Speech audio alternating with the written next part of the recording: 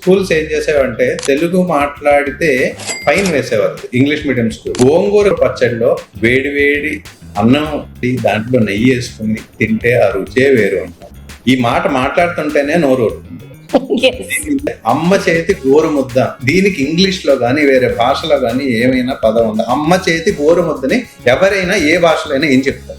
అలాగే ప్రతి భాషలోని ఒక కల్చర్, ఒక మూలాలు ఉన్నాయి, వాళ్ళ జీవన విధానం ఉంది, వాళ్ళు తరతరాలుగా నేర్చుకున్న విషయాలు ఎన్నో ఉన్నాయి, అనుభూతులు ఉన్నాయి. మన అనుభూతులు ఎన్నో రకంగా చెప్పుకోవచ్చు. మన తెలుగు భాషలో ఎంత అందంగా అక్క, చెల్లి, బావ, మరిది, మరదలు, బాబాయ్, పిన్ని, మావయ్య, పెద్దమ్మ, పిన్ని, చిన్నమ్మ, చిన్నాన్న, ఇలా ఎన్నో అనుకుంటాం.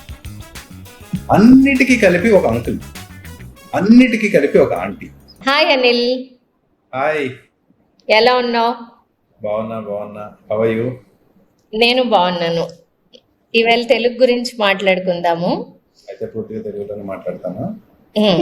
తెలుగులోనే మాట్లాడాలి.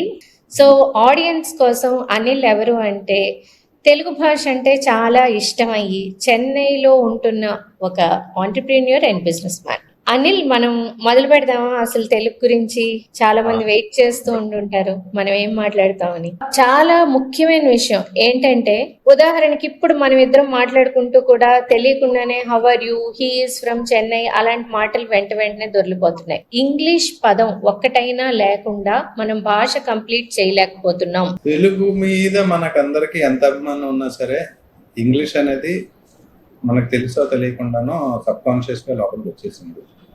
మనం చిన్నప్పటి నుంచి నేర్చుకున్నది కూడా ఇంగ్లీష్ మీడియం స్కూల్స్ లో చదువుకోవడం వల్ల అప్పట్లో ఇంగ్లీష్ చాలా మందికి వచ్చేది కాదు. ఇప్పుడు చాలా మందికి చాలా రకాలుగా నేర్చుకునే అవకాశాలు ఉన్నాయి, కానీ అప్పట్లో ఉండేవి కాదు. కాబట్టి స్కూల్స్ ఏం చేసేవంటే తెలుగు మాట్లాడితే ఫైన్ వేసేవారు ఇంగ్లీష్ మీడియం స్కూల్లో. అది అప్పటి తరానికి కరెక్టే, కానీ ఇప్పుడు మనం వెనక్కి తిరిగి ఆలోచించుకుంటే అది కరెక్ట్ కాదు. ఎందుకు కాదంటే, మన భాష మనం మాట్లాడితే ఫైన్ వేయడం అనేది తప్పు.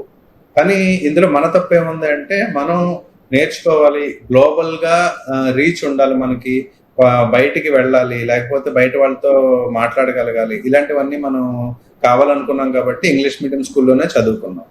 100% నాకు తెలిసి ప్రైవేట్ స్కూల్స్ అన్ని ఇంగ్లీష్ మీడియం స్కూల్సే, తెలుగు మీడియం అయితే లేదు. సో మనం ఇంగ్లీష్ ని తప్పు పట్టడానికి లేదు, కానీ ఒక గ్లోబల్ రీచ్ కోసం మనం నేర్చుకున్నాం. అలాగే అది వస్తుంది, ఎంత కాదనుకున్నా ఏ భాషకైనా వస్తుంది. ఎందుకంటే ఇప్పుడు ఈరోజు ఇంగ్లీష్ లాంగ్వేజ్ లోనే తీసుకుంటే ఎన్నో తెలుగు పదాలు, ఇంగ్లీష్ లో ఫారెన్ లాంగ్వేజ్ పదాలు, అది ఇండియన్ పదాలు అవ్వచ్చు, గురు అనేది, మంత్ర అనేది, ఇలాంటివన్నీ ఇంగ్లీష్ లో ఉన్నాయి. సో ప్రతి భాషలోని వేరే భాష పదాలు రావడం అనేది సహజంగానే జరుగుతుంది. కానీ మనం దానికి ఇంకా ఎక్కువ ఇంగ్లీష్ జోడించుకుంటున్నాం. ఎందుకంటే మనకి ఒక రకమైన సోషల్ స్టేటస్ అని కూడా చెప్పుకోవచ్చు. ఏమైందంటే, మన వాళ్ళకి ఒక అందరిలోని కలిసిపోయే ఒక మెంటాలిటీ ఉంటుంది, కెమిలియన్ మెంటాలిటీ అంటారు దాన్ని. అంటే అది చెడు అనట్లేదు, ఎక్కడికి వెళ్ళినా సరే వాళ్ళలో ఇమిడిపోయి, వాళ్ళలో కలిసి, వాళ్ళకి కన్వీనియంట్ గా మాట్లాడి అక్కడ జరుగుబాటు కావాలి కదా. కాబట్టి దాని గురించి ఈ అలవాటు ఉంది. అయితే అది మన మంచి కంటే కూడా చెడు ఎక్కువ చేస్తుంది. మంచి రోజువారీగా చేస్తుందేమో కానీ భాషకైతే మాత్రం చాలా చెడు చేస్తుంది. ఇది అంటే మర్చిపోతున్నాము, మన మూలాలు తెలియట్లేదు.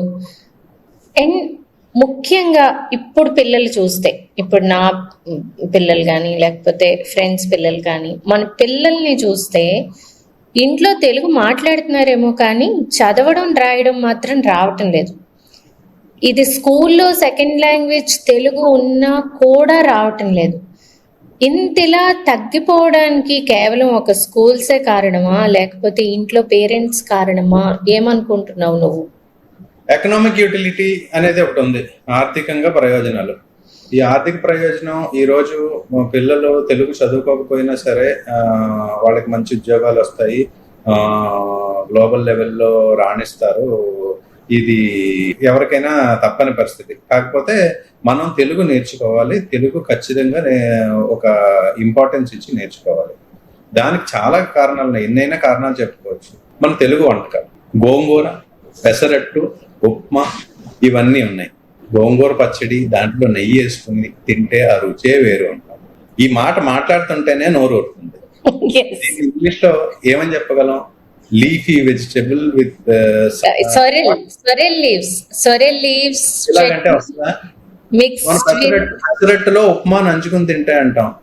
అది ఎంత బాగుంటది.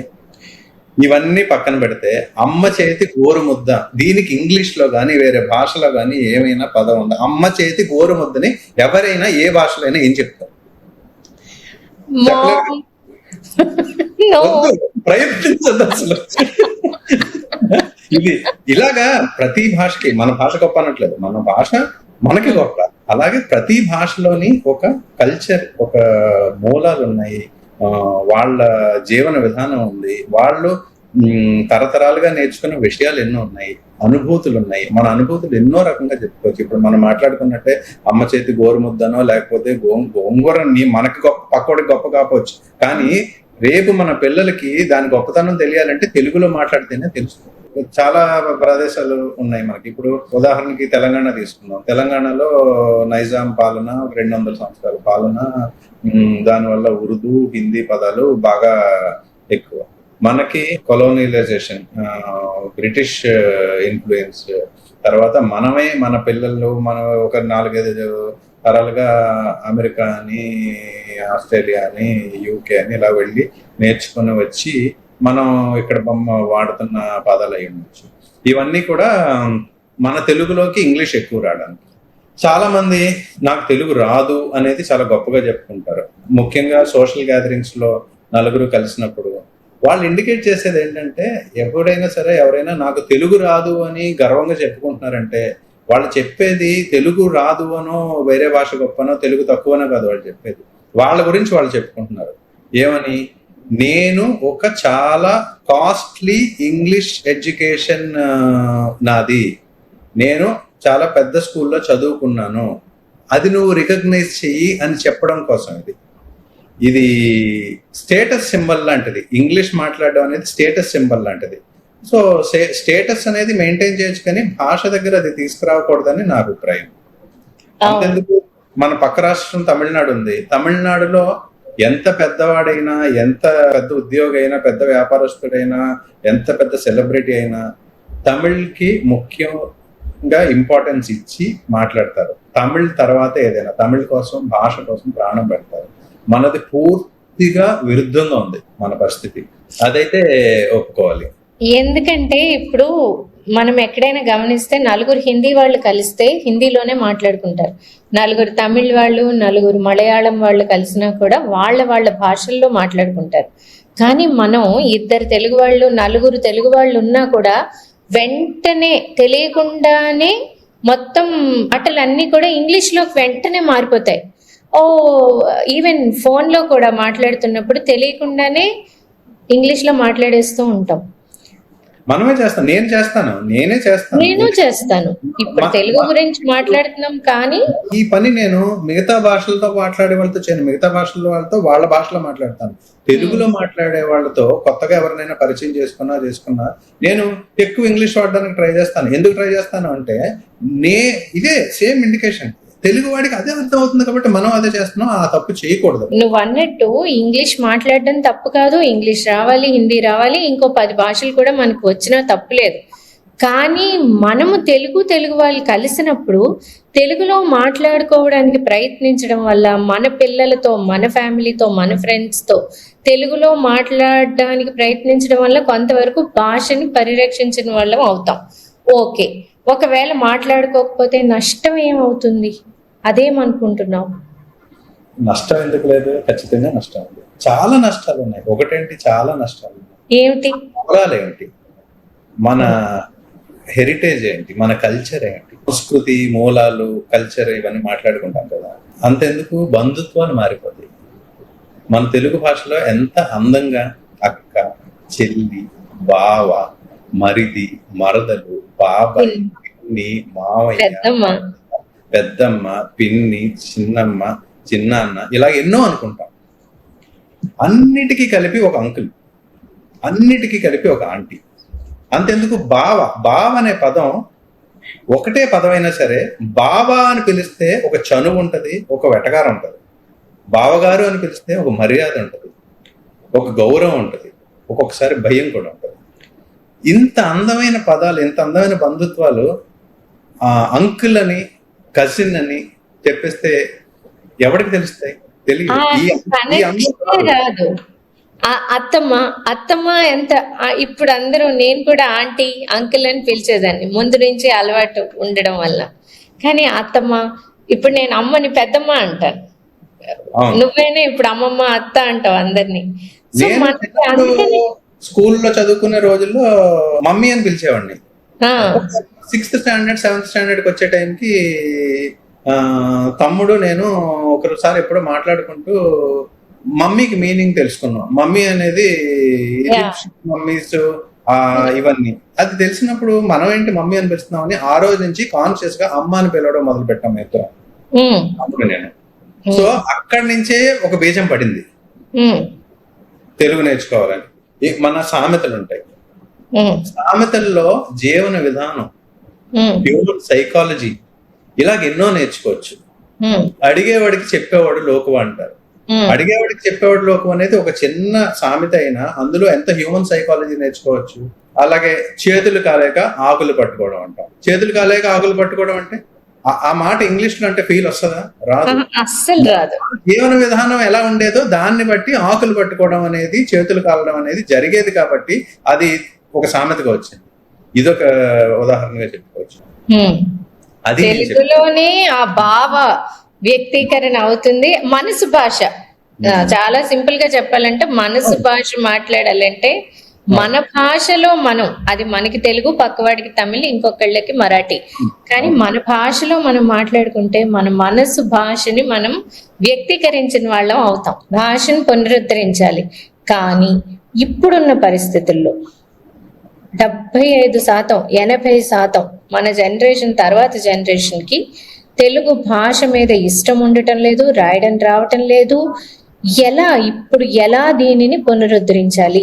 రావాలి అంటే ముందు అందరూ కలిసికట్టుగా పనిచేయాలి. ఎవరో ఒకళ్ళు చేస్తే అవ్వదు. ఇక్కడ చాలా రకాల విషయాలు మాట్లాడుకోవాలి. ఒకటి, సామాజికంగా అందరూ దీనికి కలిసి రావాలి. అలాగే ప్రభుత్వం కలిసి రావాలి. ఇద్దరు కలిసి పనిచేస్తేనే ఇది జరుగుతుంది. దీనికి నేను అనుకుంటున్నది, నాకు ఎప్పటి నుంచో అనిపించేది ఒక విషయం ఉంది.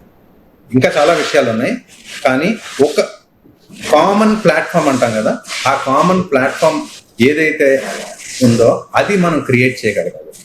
ఈ రోజుల్లో ఉన్న జనరేషన్కి మనం ఏదైనా చెప్పాలి అంటే అది తాళపత్ర గ్రంథాల్లోని, లేకపోతే పాత చిరిగిపోయిన పుస్తకాల్లోని ఉంటే వాళ్ళు చదవరు, దాన్ని అందరికీ అందించలేరు కదా. అది ఎక్కడ ఉండాలి? అంతర్జాలంలో ఉండాలి. ఇంటర్నెట్ చాలా పవర్ఫుల్ టూల్.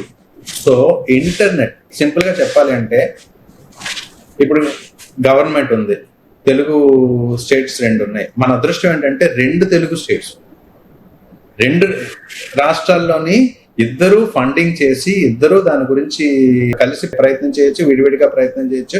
అంతకంతా అవకాశం ఎక్కువ ఉంది. చేయగలిగింది ఏం లేదు. ఒకే ఒక కామన్ వెబ్సైట్, ఒక కమ్యూనిటీ హబ్ అంటాం కదా, కమ్యూనిటీ పోర్టల్ లాంటిది ఒక కామన్ గా ఒక వెబ్సైట్. ఆంధ్రప్రదేశ్ గవర్నమెంట్ అంటే, నేను ఆంధ్రప్రదేశ్లో ఉన్నాను కాబట్టి చెప్తున్నాను, మీరు హైదరాబాద్ లో ఉన్నారు కాబట్టి తెలంగాణ గవర్నమెంట్ గురించి మాట్లాడచ్చు. ఒక వెబ్సైట్ తయారు చేసి, ఆ వెబ్సైట్ ఎలా ఉండాలంటే, ప్రపంచంలో ఎక్కడైనా ఎవరైనా తెలుగు అనే విషయం గురించి తెలుసుకోవాలి అంటే ఆ వెబ్సైట్ ఒక అడ్రస్ అవ్వాలి. తెలుగులో నిఘంటు పదాలు నేర్చుకోవాలంటే అక్కడికి వెళ్ళాలి. తెలుగు కల్చర్ గురించి తెలుసుకోవాలంటే అక్కడికి వెళ్ళాలి. తెలుగు సాంప్రదాయాల గురించి తెలుసుకోవాలంటే అక్కడ వెళ్ళాలి. మనం వేసుకునే వేషధారణ గురించి తెలుసుకోవాలంటే అక్కడికి వెళ్ళాలి. మన పద్ధతులు తెలుసుకోవాలంటే అక్కడికి వెళ్ళాలి. పెళ్లిలో చేసే తంతులు నేర్చుకోవాలంటే అక్కడికి వెళ్ళాలి. మన చేనేతల గురించి తెలుసుకోవాలంటే అక్కడికి వెళ్ళాలి. ఇలాగ తెలుగుకి సంబంధించి, ఆంధ్ర తెలంగాణల గురించి సంబంధించి ఏది కావాలన్నా సరే అది ఒక కమ్యూనిటీ హబ్గా ఉండాలి.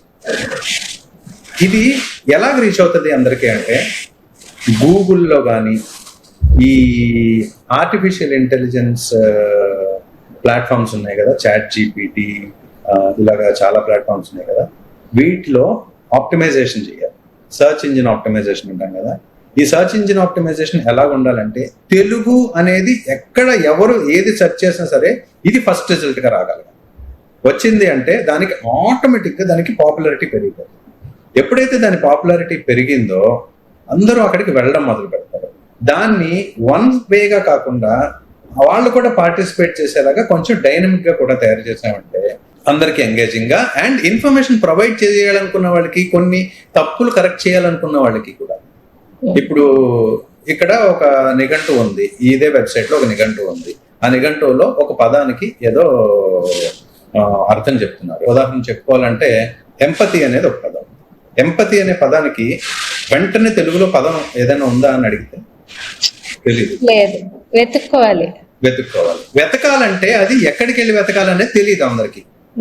సో ఒక కామన్ ప్లేస్ ఉంటే అక్కడికి వెళితే నాకు ఖచ్చితంగా దొరుకుతుంది అనే నమ్మకం ఉండాలి.